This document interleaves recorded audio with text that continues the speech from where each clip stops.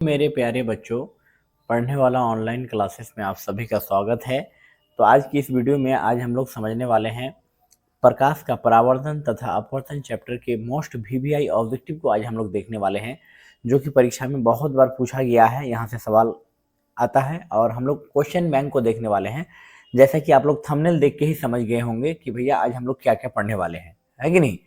तो आज हम लोग फिजिक्स में वैसे ऑब्जेक्टिव के बारे में देखने वाले हैं जो मतलब पूछा हुआ सवाल है, जो हर साल लगभग आता है वहां से सवाल। तो वही क्वेश्चन को हम लोग करने वाले हैं जो रिपीटेड क्वेश्चन है। कैसा क्वेश्चन है बोलो? रिपीटेड, जो मतलब आता है परीक्षा में, है कि नहीं। तो आज का इस वीडियो को अगर आप देख लेते हैं तो लगभग आपका 10 नंबर पक्का हो जाएगा, है ना। आज के बाद आपको प्रकाश का परावर्तन और अपवर्तन चैप्टर से कभी दिक्कत होगा ही नहीं ऑब्जेक्टिव में, ठीक है। तो चलिए बच्चों, है ना, हम लोग शुरू करते हैं प्रकाश का परावर्तन।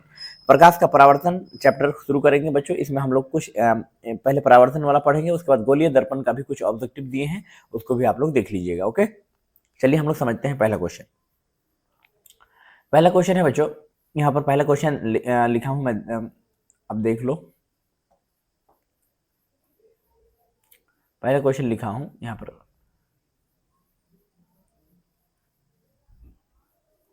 देखो थोड़ा गड़बड़ हो गया था, मैं अभी इसको सही कर रहा हूँ।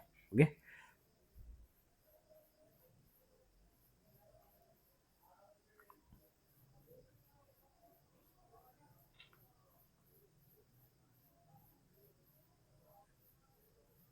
चलिए अभी सही है लगभग ना, अभी कोई दिक्कत नहीं है, ठीक, अभी बिल्कुल सही है। देखिए मैं आपको समझाने वाला था बच्चों,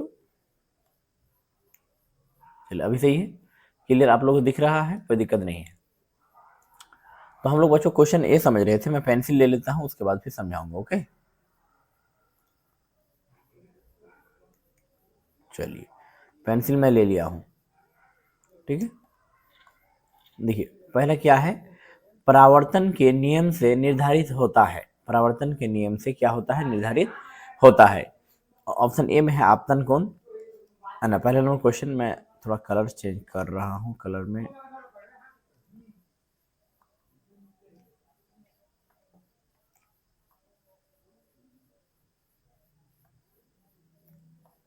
यहाँ पर मैं कलर ले लेता हूं।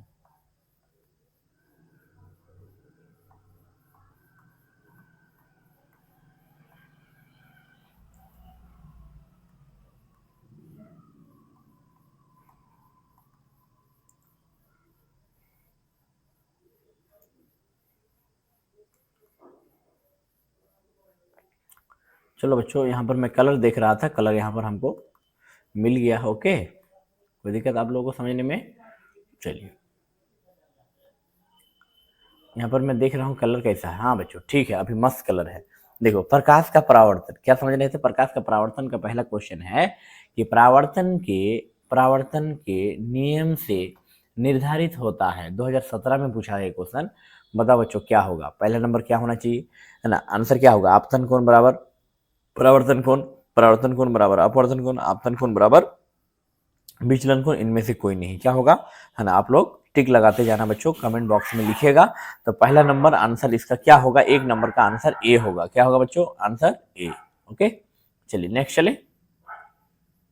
दूसरा नंबर क्वेश्चन में बोला है बच्चों, आप लोग खाली समझते जाना, रिवीजन करना, है ना, ठीक है। परीक्षा में इससे बाहर नहीं आएगा। जो मैं बताता हूँ लगभग एकदम कंफर्म है कि भाई इसको अगर आप पढ़ लेते हैं तो आपकी तैयारी लगभग हो जाएगा, ठीक है। देखो 2 नंबर में लिखे हैं कि प्रकाश तरंग का उदाहरण है। प्रकाश तरंग का क्या है? उदाहरण है। इस 2017 में ये पूछा था क्वेश्चन। क्या होगा? ध्वनि तरंग होगा कि विद्युत चुंबकीय तरंग होगा कि पैरावैग्निक तरंग? क्या होना चाहिए बताइए? ए बी सी या डी? क्या होगा आंसर बोलो बच्चों, है ना। 2 का बी होगा। क्या होगा? B, B. ओके, चलिए यहाँ तक कोई डाउट है तो कमेंट बॉक्स में आप लोग लिखिएगा। क्वेश्चन नंबर 3 है कि दर्पण के सामने किसी भी दूरी पर स्थित वस्तु का प्रतिबिंब सीधा प्रतीत होता है, वह दर्पण कहलाता है। ये 2022 में पूछा है, 2020 में पूछा है भैया, तो बहुत इंपॉर्टेंट है, ऑब्जेक्टिव है ना। तो बताइए 3 का आंसर क्या होगा, है ना। केवल समतल होगा कि केवल अवतल होगा कि केवल क्या होगा? उत्तल होगा, या तो समतल या तो अथवा उत्तल? क्या होगा? तो इसका आंसर हो जाएगा बच्चों, क्वेश्चन नंबर 3 का आंसर हो जाएगा हमारा डी। क्या होगा बोलो, है ना। 3 का डी हो जाएगा। 3 का क्या हो जाएगा जी? 3 का डी नंबर, ठीक है ना। या तो समतल भी हो सकता है अथवा उत्तल भी हो सकता है, ठीक है। कोई प्रकार का डाउट है किसी को? अगर कोई प्रकार का डाउट है तो कमेंट बॉक्स में जरूर लिखिएगा। चैनल में अगर पहली बार है तो चैनल को एक बार सब्सक्राइब कर लीजिएगा और बेल आइकन प्रेस कर दीजिएगा, ताकि कोई भी वीडियो डालेंगे आपका मिस ना हो। और आप लोग लाइक करने भूल जाते हैं, वीडियो को लाइक कीजिएगा, दोस्तों को जितना ज़्यादा हो सके शेयर कीजिएगा, ठीक है। चले, क्योंकि वीडियो बनाने में बहुत मेहनत लगता है। चलिए अगला देखते हैं बच्चों, क्वेश्चन नंबर 4।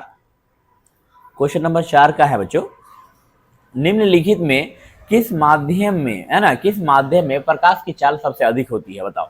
2020 में क्वेश्चन पूछा था बच्चों, कांच में, पानी में, लोहा में, निर्वात में, किस में होगा? जल्दी बोलो, बोलो बच्चों, है ना। 4 का क्या होगा? डी डी डी डी, निर्वात में। कितना पता है? निर्वात में प्रकाश का चाल कितना होता है? 3 × 10⁸ मीटर पर सेकेंड, इतना ही ना। 3 × 10⁸ मीटर पर सेकेंड। कोई दिक्कत? मतलब 3 लाख किलोमीटर। इसको हम लोग तोड़ेंगे तब पाएंगे 3 लाख, है ना, 3 लाख किलोमीटर प्रति घंटा, है ना। इस तरह से हम लोग कह सकते हैं, है ना। कोई डाउट है किसी को बच्चों? 5 नंबर क्वेश्चन हम लोग देखते हैं। 5 नंबर क्वेश्चन में दिए हैं, है ना, कि प्रकाश की किरणें गमन करती है, बताओ किस रेखा में? प्रकाश की किरणें, ये 2017 में पूछा है और 20 में पूछा है ना। कितना इंपॉर्टेंट है बताओ, 17 में भी पूछा है, 20 में भी पूछा है, तो हो सकता है इस बार 26 में पूछ ले, है ना। प्रकाश की किरणें गमन करती है सीधी रेखा में, किस रेखा में बच्चों? सीधी रेखा में। चलिए अगला चले क्वेश्चन, है ना। नेक्स्ट 6 नंबर क्वेश्चन दिए हैं। 6 नंबर क्वेश्चन दिए हैं कि, है ना, तैलीय कागज होता है, ये 2021 में पूछा था, है ना। पारदर्शक होते हैं कि अपारदर्शक होते हैं कि पारभाषक होते हैं कि इनमें से कोई नहीं? बताओ बच्चों।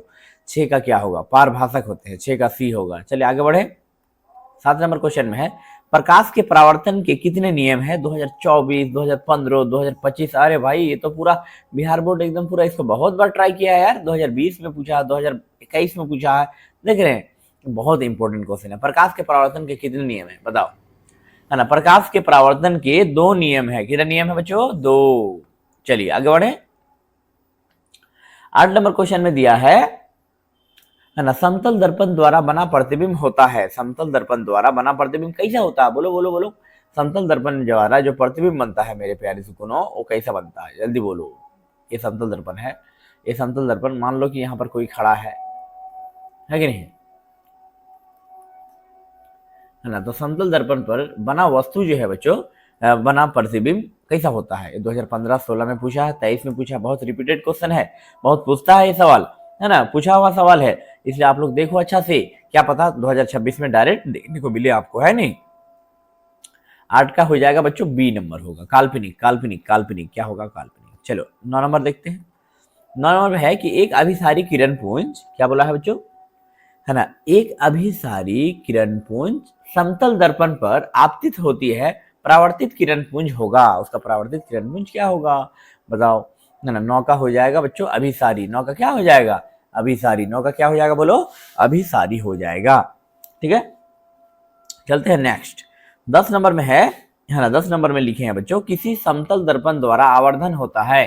कैसा होता है? +1, -1, 0, इनमें से कोई नहीं? बताओ, है ना। 10 का क्या हो जाएगा? +1। 10 का क्या हो जाएगा जी? +1। 10 का +1। चलिए नेक्स्ट। 11 नंबर क्वेश्चन में दिए हैं कि एक प्रकाश किरण एक समतल दर्पण पर लंबवत आपतित होती है, परावर्तन क्या मान होगा? 135 डिग्री की, 90 डिग्री की, 45 डिग्री की, 0 डिग्री? क्या होगा बच्चों? बताओ, ना ना, क्या होना चाहिए? आप लोग कमेंट बॉक्स में लिखिए, है ना। 11 का डी होगा, 0 डिग्री। क्या होगा बच्चों? 0 डिग्री। जब प्रकाश का किरण एक समतल दर्पण पर लंबवत होता है बच्चों, तो आपतित परावर्तित, है ना, आपतित होती है, तो परावर्तन कोण का मान हमेशा क्या होगा? 0 डिग्री होगा। ये बहुत इंपॉर्टेंट क्वेश्चन है, 2024 में ये सवाल पूछा था, ठीक है। अब हम लोग आगे देखने वाले हैं बच्चों, क्या देखने वाले हैं बताओ? अब हम लोग गोलीय दर्पण समझने वाले हैं। टॉपिक में चेंज किया हूं, आप लोग टेंशन मत लेना। टॉपिक में चैप्टर वही है, प्रकाश का परावर्तन तथा अपवर्तन, लेकिन बट ये क्या हो गया, है ना। चैप्टर तो वही है मेरे सुगुनों, है ना, लेकिन टॉपिक में चेंज किया हूं। आप लोग मिला लेना, आप लोग याद करना, यहाँ से प्रश्न बनते हैं, है ना, इंपॉर्टेंट है। तो गोलीय दर्पण में मैं दिया हूं, गोलीय दर्पण वाला 1 नंबर से देखो बच्चों, है ना। गोलीय दर्पण के फोकस अंतर f एवं वक्रता त्रिज्या r में संबंध है, क्या है? 2013 में पूछा था यह सवाल। क्या होगा? r = 2, f = r, F बराबर R/4, R बराबर F/2, R बराबर F/2। बोलो बच्चों क्या होगा, आप लोग कमेंट बॉक्स में लिखिए, है ना। 1 का A होगा, 1 का A। चलिए नेक्स्ट 13 नंबर, किसी बिंब का अवतल दर्पण द्वारा बना प्रतिबिंब आभासी होता है कि सीधा तथा बड़ा पाया जाता है, तो वस्तु की स्थिति कहाँ होनी चाहिए। 2024 में और 13 में पूछा था बच्चों, है ना। बताओ, है ना, क्या होना चाहिए। किसी बिंब मतलब वस्तु, बताओ बच्चों, किसी वस्तु का अवतल दर्पण पर बना प्रतिबिंब कैसा है, बताओ कैसा हो। आभासी भी है, सीधा भी है, वस्तु तथा बड़ा भी पाया गया है, वस्तु की स्थिति कहाँ होनी चाहिए। तो बच्चों बताओ, है ना, 2 का डी आंसर होगा। डी क्या होगा, दर्पण के ध्रुव तथा मुख्य फोकस के बीच। क्या होगा बोलो, है ना। दर्पण के ध्रुव मतलब मान लेते हैं बच्चों ये हमारा अवतल दर्पण है ना, मान लेते हैं। इसको बोलते हैं पी, इसको बोलते हैं एफ, इसको बोलते हैं सी। ओके, है ना। अब यहाँ पर हमरा बोला है कि दर्पण के ध्रुव और मुख्य फोकस में अगर रखेंगे, ध्रुव मतलब पोल, पोल है ना, पी फॉर पोल, है ना, पोल और, है ना, दर्पण के ध्रुव तथा मुख्य फोकस मतलब पी और एफ के बीच यदि रखेंगे तो हमारा कैसे बनेगा, कैसा बनेगा बोलो प्रतिबिंब। यहाँ पर अगर वस्तु रखेंगे तो हमारा दर्पण कैसा बनेगा, बिंब का अवतल दर्पण द्वारा बना प्रतिबिंब कैसा बनेगा, आभासी बनेगा, सीधा बनेगा और बड़ा बनेगा। ओके, चले। इसी तरह से आप लोग समझ आना कि जब हम F और P के बीच रखते हैं, जब हम किसी वस्तु को या बिंब को F और P के बीच रखते हैं तो हमारा प्रतिबिंब कहाँ बनता है, दर्पण के ध्रुव तथा कहाँ, मुख्य फोकस के बीच बनता है। ओके, चलिए ठीक है, इतना बात आप लोग याद रखिएगा। 14 नंबर क्वेश्चन देखने वाले हैं बच्चों, सॉरी 14 नंबर बोल रहे हैं, 3 नंबर, काल्पनिक प्रतिबिंब होता है, 2015 में पूछा था। काल्पनिक प्रतिबिंब होता है, बताओ सीधा होता है, उल्टा होता है, कि ए और बी दोनों होता है, कि इनमें से कोई नहीं। बताओ बच्चों, है ना, क्या होगा, है ना, सीधा होता है। काल्पनिक हमेशा सीधा ही होता है। अगला, हाँ, देखते हैं नेक्स्ट हम लोग देखने वाले हैं बच्चों की सरल सूक्ष्मदर्शी में, सरल सूक्ष्मदर्शी में किसका उपयोग होता है, बताओ। सरल सूक्ष्मदर्शी में किसका उपयोग होता है, अवतल लेंस, उत्तल लेंस, अवतल दर्पण, उत्तल दर्पण। क्या होगा बच्चों, उत्तल दर्पण। क्या होगा, उत्तल दर्पण। चले नेक्स्ट 16, हजामत के लिए किस दर्पण का उपयोग होता है, 2024 में और 17 में पूछा था बच्चों। बताओ क्या होगा, अवतल दर्पण के लिए, हजामत के लिए, अवतल दर्पण के लिए। कोई दिक्कत, यहाँ तक कोई प्रकार का अगर डाउट है आप लोग तो कमेंट बॉक्स में लिखिएगा, है ना। इस वीडियो को जितना ज्यादा हो सके अपने दोस्त को बोलिए कि स्टोरी में लगाइए, व्हाट्सएप स्टेटस में लगाइए, है ना, समझिए, फेसबुक स्टोरी में लगाइए, स्टेटस में, है ना, उसके बाद इंस्टाग्राम में, मतलब जितना ज़्यादा हो सके इस वीडियो को आप लोग, है ना, शेयर करने के लिए बोलिए। ठीक है बच्चों, आप लोग अगर शेयर कर देते हैं तो हमारा, है ना, आपका गुरुजी का जो है मतलब मोटिवेशन मिलता है और ऊर्जा ज़्यादा मिलता है ना। चलिए नंबर 5 समझ में आ गया आप लोग। 6 नंबर हम लोग समझते हैं, क्या समझने वाले हैं बोलो।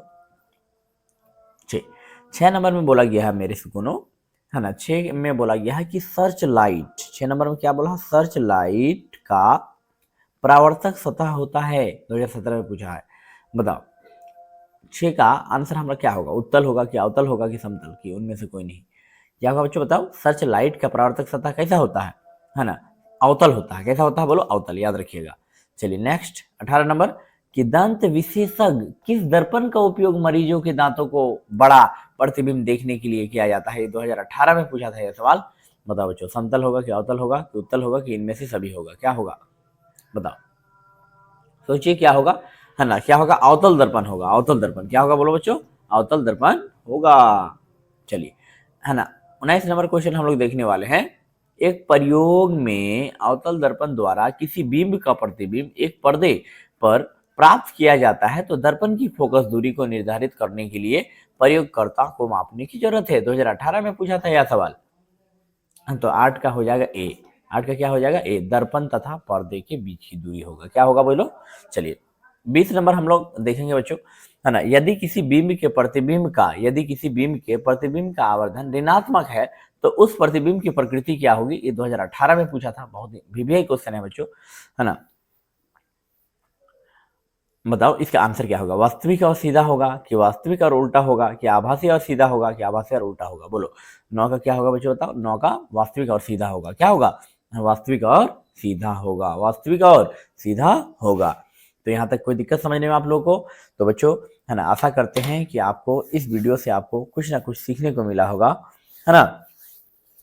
तो वीडियो थोड़ा लंबा हो जाएगा बच्चों, तो आज के वीडियो को मैं यहीं तक रहने देता हूँ। फिर हम लोग, है ना, 20 क्वेश्चन मैं आपको बताया हूँ, इसको समझ जाइए। फिर अगले पार्ट्स में बच्चों हम लोग देखने वाले हैं, जहाँ से छोड़े थे वहीं से हम लोग समझने वाले हैं। ओके, तो चलिए मैं यहीं तक, है ना, वीडियो को एंड करता हूँ, फिर अगली वीडियो में मिलता हूँ। ओके।